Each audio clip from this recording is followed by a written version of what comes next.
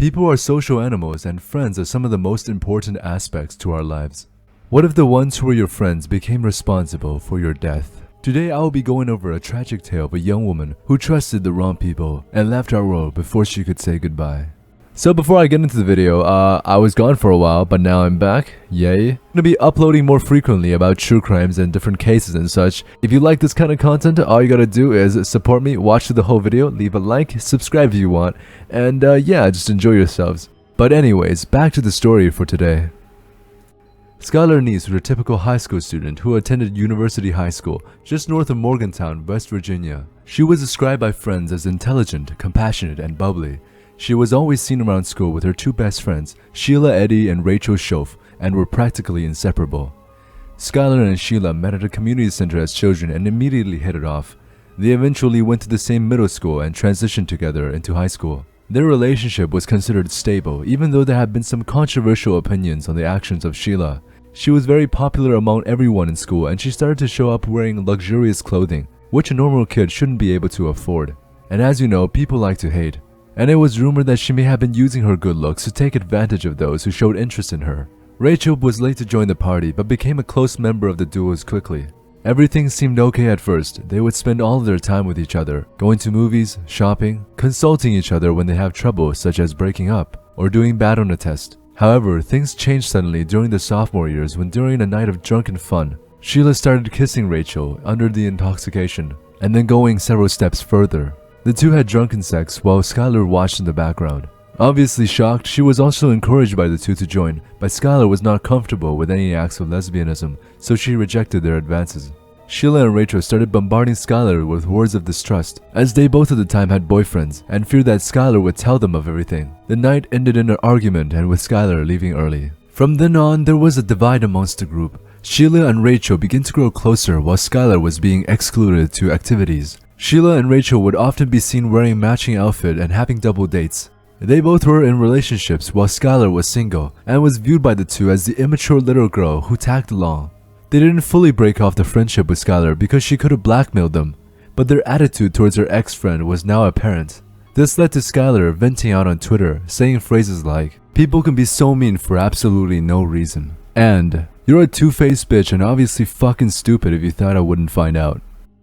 In early June of 2012, the three girls went on a weekend trip to Myrtle Beach, where Skylar and Shelia fought the entire way. It wasn't long before Shelia and Rachel started developing ideas of hatred towards Skylar. The view of the friend became worse and worse and eventually became to the point where they wanted to see their friend gone forever. This idea was further elaborated on, and as they elaborated, the ideas became more dark. In the coming month, students and teachers overheard the two discussing disturbing topics, such as what is the best way of disposing a body or how to kill a person so that they could die quickly. Even though the specific words of getting rid of Skylar was heard by the people of the school, Skylar herself never gave it a second thought. Her friends couldn't possibly go through with a plan to hurt her. Now could they? During the winter break, Skylar had initiated hangouts many times with her friends, but her messages were met with complete silence. Obviously fearing that their relationship would deteriorate, upon returning to school, she eagerly rushed up to meet up with her two friends, but their demeanors seemed cold and distant. In their science class, Rachel and Skylar told their group of girlfriends that Skylar might be blackmailing them and that they should all plan out a way to take Skylar out. As you know, high school students want desperately to fit in within a crowd, so I'm sure there was a lot of egging on within the crowd. From then on, the plan was set in stone. Skylar would be oblivious to what was coming for her. The dreadful day was July 5th, 2012. After getting off work from Wendy's around 10 p.m., Skylar was ecstatic to see her friends text her about meeting up for a joyride. She then thought it was odd that they were being so friendly, and became hesitant of joining the two. It took Shelia and Rachel many times of persuasion and promises that their relationship would mend after this trip, and eventually Skylar agreed on joining. When she got home, she went up to her bedroom but sneaked out her window, a habit that wasn't uncommon for the teen. Shelia drove her gray SUV and picked her up a couple blocks away from her home. They drove towards a town called Blanksville and continued 2 miles south, where they stopped on a back road. This was a familiar location to all three, as they had been there many times to see Sheila's father, who just lived a few blocks away from where they were. The three got out of the car and headed towards the main road. Shelia and Rachel slowly allowed Skylar to walk in front of them. Just as Skylar knew something was up, she heard a countdown from 3. 3, 2, 1. Her two friends both pulled out a knife from their hoodie and started to stab Skylar. Screaming amongst the dead of night, she tried to run away from the two, but they were not taking her back alive. There, in the middle of a deserted road, the three started to fight. Skylar was able to grab onto the knife and strike back, injuring Rachel's shin, but it wasn't enough. She fell to the ground and bled out in front of the two she thought were her friends. Her last word was a quiet whimper of the question, why? After Skylar had died, the two tried burying the body, but the ground was too rocky for them to dig a deep enough hole, so they dragged her body to a tree and covered it with rocks and branches. Her phone was left beside her body, and the two murderers washed themselves in the creek nearby and disposed of their clothes and knives. The morning after, the girls didn't forget to post on social media. With Skylar not returning home, the Neese family became desperate in locating the whereabouts of their daughter. Shelia and her mother even showed up when the Neese family were going door to door asking if any neighbors knew where Skylar had gone. Surveillance footage was captured of Skylar going onto a gray vehicle which was strikingly similar to the car of Shelia, but the authorities didn't push it any further because Skylar was seen voluntarily getting on the vehicle. A missing persons case was filed, but there was nothing for an entire month. It was only until the Neese family contacted the state police when things started to ramp up. The FBI became involved, and it wasn't long before the two best friends of Skylar were issued for questioning. They admitted to have snuck Skylar out during that night but returned her several blocks away from home to not awaken her parents.